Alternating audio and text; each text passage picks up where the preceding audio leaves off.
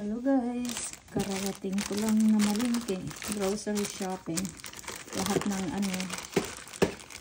nakamalingki, yung mga karne ba, dahil nakasale ang karne ngayon sa superstore. Kaya ayan, ito pagluto ko ng ng Korean ano ba yun, soup, Korean soup, seaweed soup, yeah.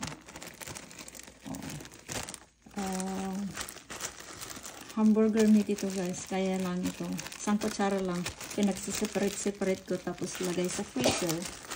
Ganito lang ang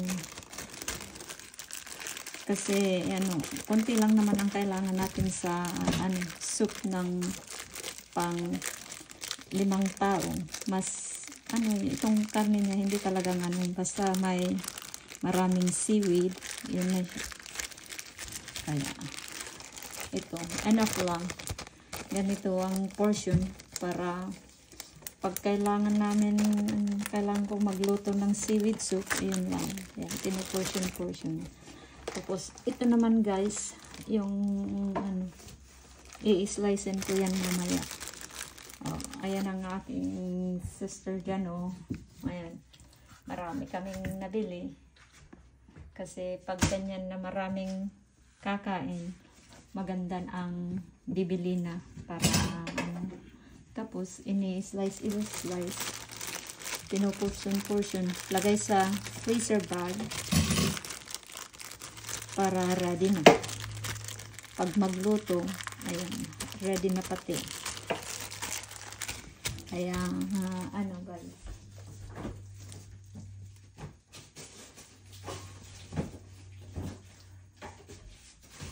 kaya ganito rin guys, oh, yung mga garlic, di ba, bumili ako nung isang araw, yung binabalat-balatan ko, oh, freezer na to, ganyan ang ginagawa para everything is pre-made.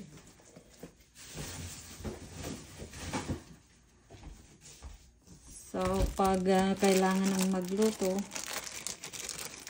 yan, hindi ka na nagbabalat ng hindi ka na pupunta ulit sa store. Ayan, tapos itong natirang ganito, dahil marami ko nang nai-ziplock dyan. Kung gusto kong magluto ng spaghetti sauce, ayun siya. Ilalagay ko sa mas malaking freezer bag.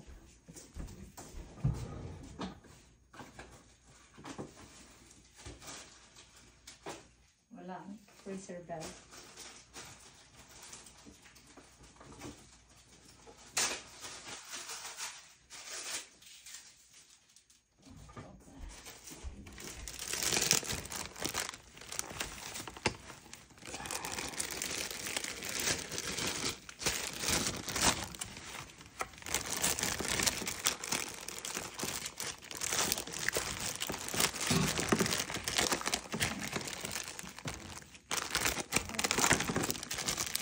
Ganyan lang guys. Thank you for watching.